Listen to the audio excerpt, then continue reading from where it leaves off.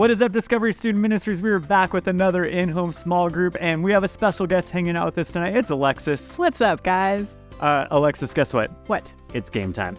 Awesome. I came on the best day. All right, today's game is Name That Cereal. As you know, we've been talking about how to be distinct, and cereals have some distinct looks to them. Definitely. So we're going to have a sample of what this game looks like, and then it's competition time. I thought we could have like real samples. Oh, That's okay. man. But then that would have required me to know what the cereals were in advance. True. So, True. yeah, like always, I purposefully do not look at these slides so that I can try and win. Okay. Yeah. All right. Yeah, so it's going to be something like this. We're going to see a picture zoomed in on some cereal, and then we'll think about it for a minute, and then we'll say 3, 2, 1, and we'll name what we think it is. Okay. So for this example, 3, 2, 1. Corn Pops. Well done. Look at that. Just like that. I win, right? Game over. Congratulations, Alexis. Thanks, man. We'll see you next time. All right, for real, play along at home. Make sure that you guys are listening to our countdown so you don't hear our answers before you have yours ready to go. Let's get it started. Let's go. All right. I think I got that one. Me too. Ah, so quick, so easy. 3, 2, 1. Cinnamon Toast Crunch. That's right. Well done. Look at this. She's so happy to have that bowl of cereal right there. Toast Crunch. That's a good day. Yep. Number 2. They're saying ooh because it could be a couple different options. Yep. I'm going to assume there's no off-brands here, so we're going like the main most popular brand. So these aren't going to be like... Even the main popular brands. Has options. Multiple flavors. But if you look close, I think you can see which one it is. I'm not helping. You're totally helping. I hope you guys have an idea of which one this is. Ready?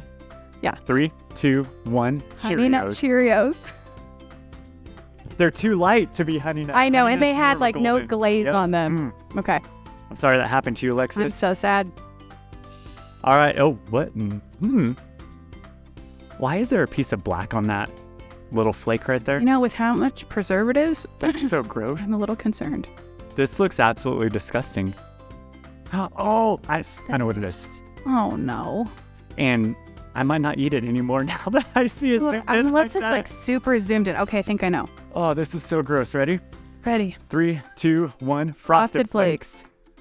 Why was it They're maybe great. Yeah. They're great from a distance. This is terrible. Yep. All right, next one, number 4. Okay. Oh, that was easy. I'm ready. Yeah, 3, 2, 1. Fruit Loops. Yes. Also is this the same picture every time, just with a different box? Yeah, box? for sure. She's happy no matter what she's having for breakfast. I love it. Yep. Let's go. Let's go. So quick. Okay. Cereal, man. This is so much easier than some of those candies last week. 3, 2, 1. Captain Crunch. Crunchitize me, Captain. Absolutely. Oh, peanut butter Captain Crunch is my favorite. You know what's interesting? Most people say Captain Crunch. Yeah. But it's Captain. Captain. Captain Crunch. That's like Gen Z lingo right there. Right there. Don't be cereal. No cap. It's not cringe. Number 6, yes. My favorite. Oh, so good. Guys, you have to get this one. Yep. Ready? Ready. 3, 2, 1. Lucky Charms. I haven't missed a single one yet. This is really exciting. I know. I shouldn't have said Honey Nut Cheerios. So for lunch today, I just had one of those like Easy Mac, like it's like a half serving of mac and cheese thing, just because I have one in my drawer. The little cups. And no, it's like from a bag. Okay. And they're really old. And so it tasted disgusting, and it was not nearly enough food. And so now looking at all these cereals. I was going to say you had cereal for lunch, No, but... I wish. I want it now. Number 7. Here we go. Okay. I think I know.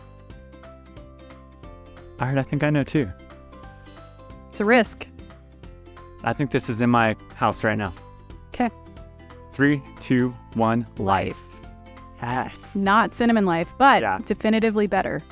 Cinnamon Life. Is better. For life. I agree. Yeah. Cinnamon Life's actually what's in my house right now. Okay. I just noticed that there wasn't enough sprinkle on that to be cinnamon. Or the swirls. Man, I need to get a life, y'all. Like, I know cereal. Oh, I actually liked this one a lot when I was a kid. I'm not sure it's actually that good though, but I loved it as a kid. I think I know what it is, but I have to like think of the name. Give me just a second. You could do the Jeopardy music here if you want. That's funny. I'll give you a second. It's that weird. I mean, yeah. And I never ate them because they were terrible. I don't know if they were terrible. I don't like them. It's not. I don't know. I don't think I know this one. Like, I know it, but I don't know the name. I'm going to turn it around for our producer to see because he's back there like, what is that cereal? What are you guys talking about? You know which one that is? Yeah. All right, ready? Turn it. 3, 2, 1. Honey Smacks. Crispy cinnamon buns. I don't know. Smacks? Honey Smacks, yeah. Honey Smacks. Oh, do they still make that? I don't know, but I don't think I've so seen good. that All in the right. stores. Sweetened puffed wheat cereal. With a frog character. Frog for character. fun. Yep, for fun. For fun. Yeah, her. She looks dead inside. Yeah, I Sorry. feel like her smile is like getting a little less and less each time. Of We are like, getting like, I don't know. I'm just so It's hungry. the same stock photo every time. That's possible. All right, number 9. Okay. Ah, that was easy. You ready right away? No. I mean, I can. Yeah, okay. We're good. I got Are it. you ready? All right, 3, 2, 1. Raisin Bran. Yes, we have one more. Okay. And I'm beating you by 2, Alexis. So I lose. The last one's just for fun then, and maybe you guys have won in your groups. I Hey. don't know. Maybe your group leaders will bring you some cereal next time. But not Raisin Bran. Unless you need 29% of your daily fiber.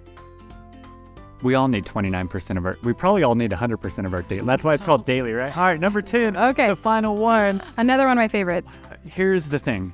These are great immediately. Right. If they sit for more than like 45 seconds in Yep. your bowl of milk, it's terrible. But the milk at the end is really Great. fun. So Yeah. really, you get the highs, the lows. It's This an one- emotional roller I was coaster. just going to say up and down with this one. Okay. All right, 3, 2, 1. Fruity Pebbles. Excellent. Vitamin D. Your daily, see, we need all the cereals all the days. So Everything we right need. there. I mean, Love it. proof you get more nutrition from the cereal than the box. I feel like she's happier now. Or maybe I'm just happier, a little inside. Or hungry. All right, how'd you guys do? Hopefully you got more than Alexis, which is only 8. Maybe you got 10 like I did. I'm going to go get some cereal and we will be back.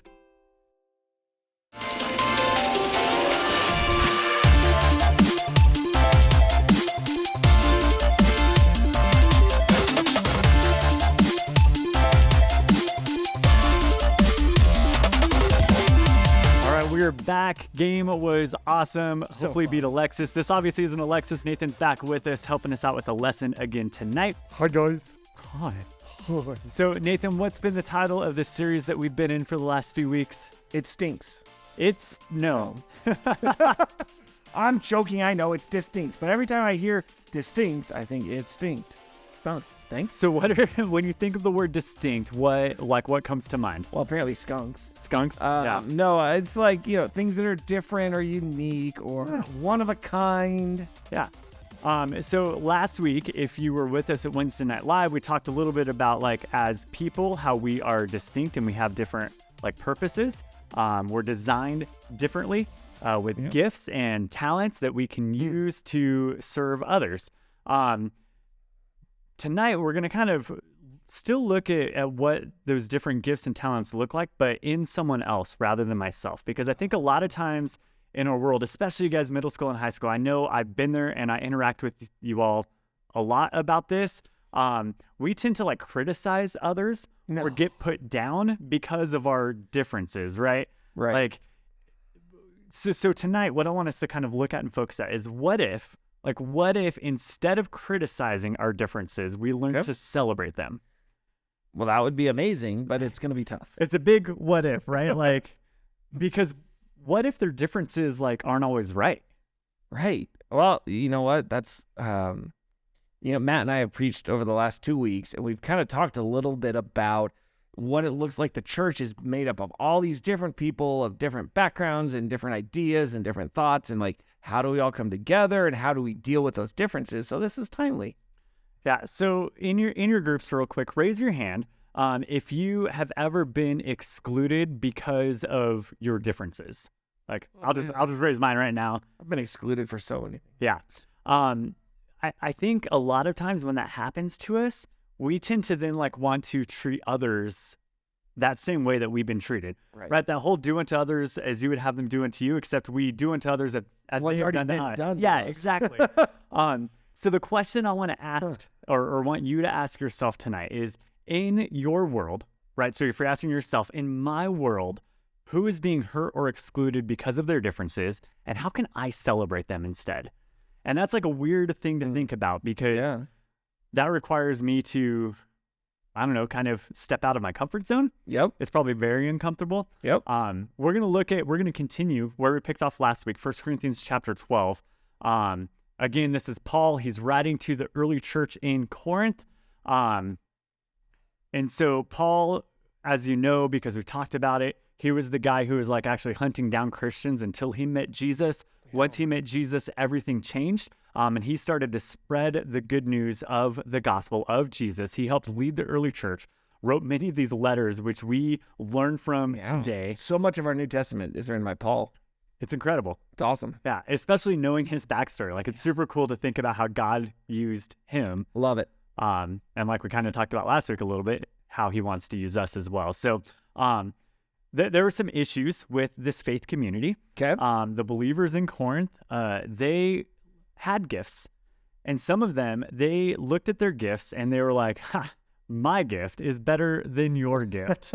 Right? They would like boast in the gifts that they were given by God, and they would belittle other people. And so Paul is here. He's about to correct them. 1 Corinthians chapter 12. Nathan, if you want to pick us up from verse 12. You know, it's kind of funny as we're looking at this. He's writing to the church in Corinth, not to like imagine if you were to write to the church in Fort Collins, you'd say, well, which one? Right. We're all like Right. so many of us, but he was just writing to the church that was in this city. It's kind of cool. You think about the unity that was all kind of there. I don't know. I like it. Tangent, but it's interesting.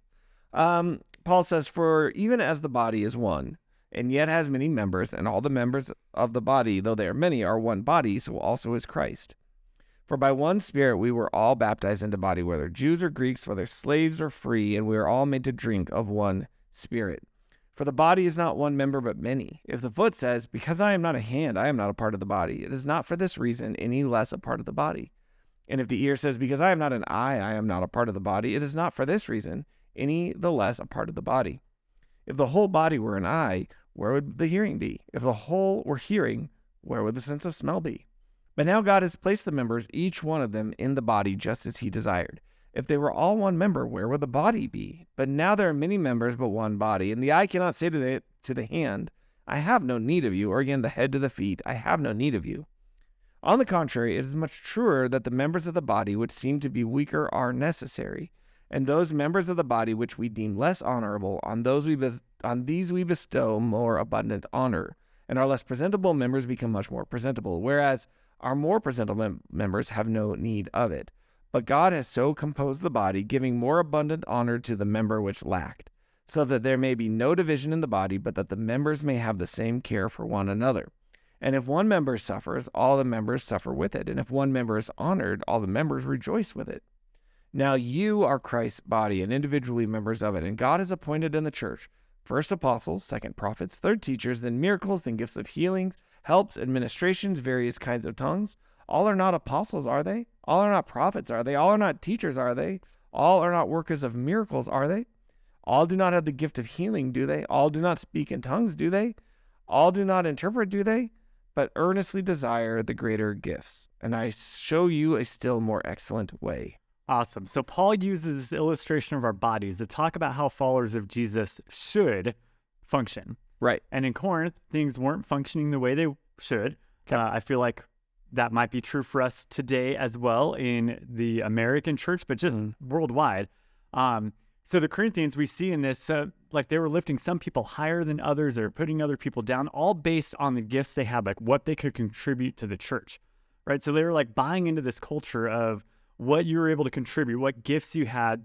Some were meant to be celebrated and some were meant to be ignored, which is why Paul needed them to see that in God's kingdom, like every person matters and should be celebrated for the unique ways that they're created. Yeah, like maybe somebody was like, oh man, the miracle gifts, those are the ones that are like flashy and like, that's really cool. God used you to do a miracle. But, and then somebody who was like, well, I'm really good at praying for people. Maybe that got ignored. Right. Yeah. It's kind of whatever. Like you can't see that as much, right? Yeah. But Paul focuses on how we can't function without each other, right? So everyone in the church community is needed for the greater good of the whole, right? For the community to function at its best. Yeah. We're going to look at one more passage. This one's short. Revelation chapter 7, verses 9 and 10. Now, this is at the end of the Bible. It's meant to give us a glimpse of what eternity could be like. Okay. A little bit of mystery. Ooh. It's pretty cool. The author of this book goes back a couple weeks ago. It's John. Wait, is it the same John? It's the same John who wrote John, but it's not John the Baptist John. Okay. There's a lot of Johns. There's a lot of Too many Johns. Johns. It gets confusing. Is he the same John who wrote 1 John 1, 2, 3? Oh, is he? That's a different question for a different time because there's actually differing opinions on it. There is. But It's super fun. I think it is. At least he uses a lot of the same type of language, so it seems. I don't know. Right. It could be. It could be. All right. So John followed Jesus for his earthly ministry right there for a few years. Yes. He helped start the early church. Jesus obviously left Earth. God gave John this vision that John then shared with the churches that existed kind of in like Western Asia at the time. Now, they were experiencing persecution. They were experiencing suffering. And so let's see what John, in this vision that he's sharing with them, says, knowing that context. After these things I looked, and behold, a great multitude which no one could count, and from every nation, and all tribes and peoples and tongues, standing before the throne and before the Lamb, clothed in white robes, and palm branches were in their hands. And they cry out with a loud voice, saying, Salvation to our God, who sits on the throne, and to the Lamb. I love this. So in this particular part of this vision of what eternity could look like and some of the end time stuff, everyone who showed up here is worshiping God, and they're representing this huge diversity of like backgrounds and experience and ethnicities. Like or John saw in God's kingdom, everyone's welcome. That's awesome. It's a beautiful picture, right? Like it's not just everyone who agrees exactly the same way you do, Right. of who wrote 1st, 2nd, and 3rd John, right? Like Right. that doesn't It's matter. not only the people who have one view of end times or this one specific idea about creation or the way that you should do music in your church, or, I mean, we could pick a million different topics. And then it's not just like theology topics. It's me personally. Like, it's not just like the outcasts or the cool people or the powerful people or the weak people or the jocks or the nerds. Right. Or like one language or race or ethnicity or anything. Like, it's everyone from everywhere. And it's this beautiful picture. Every tongue, right? This is a great picture of unity. Yeah. Not sameness. We got to emphasize that. It's not sameness. It's a picture of unity and diversity. And that's reasons that we can celebrate. And so I think like getting back to kind of that first question we were talking about, once we acknowledge like what makes us each distinct from each other, I think then we can see the beauty within like our communities with that diversity. Just like your body wouldn't function if it was just one giant foot, no matter how funny that might look, it wouldn't function properly. What about in the Wednesday in the Addams Family, the hand? Yeah, he's Thing, right? Thing. Is his That's, name? I was gonna say his name's Thing. Yeah, that's it. He is only a hand, but somehow still can like fly and hear and stuff. Yeah. So even he's composed of individual parts.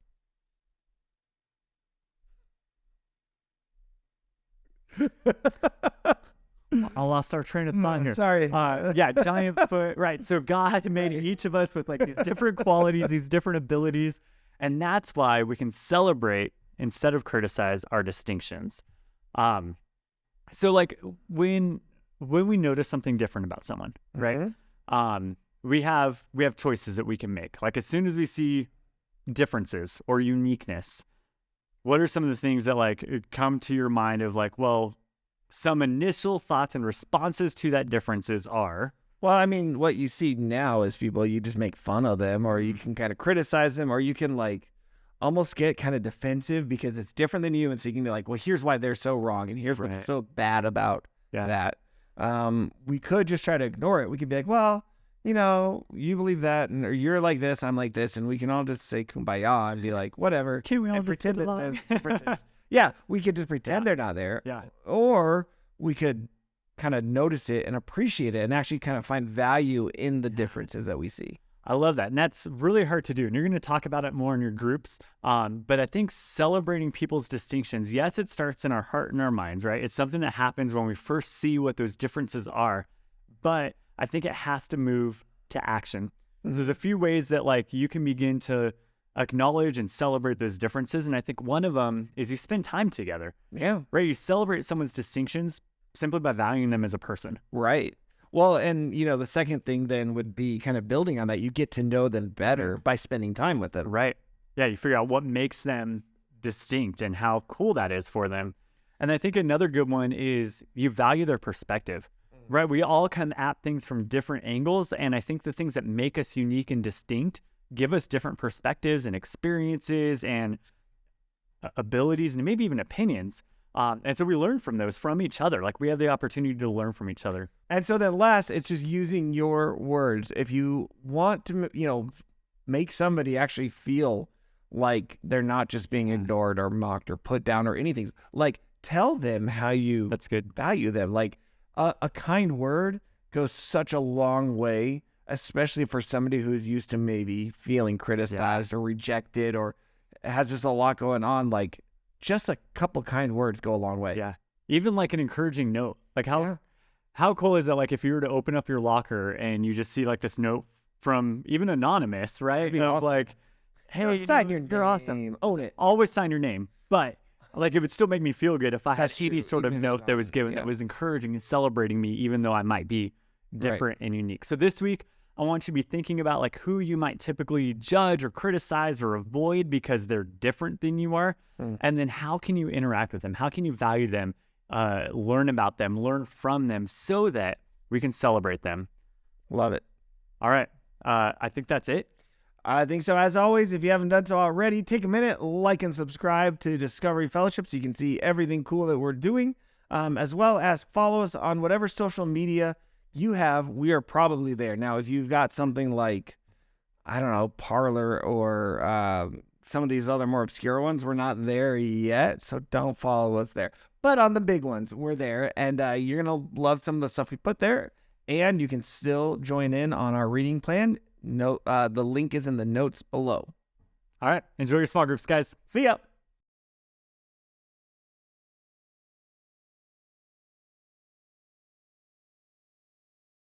We got someone special with us tonight. Introduce yourself. I'm Alexis. What's up, guys?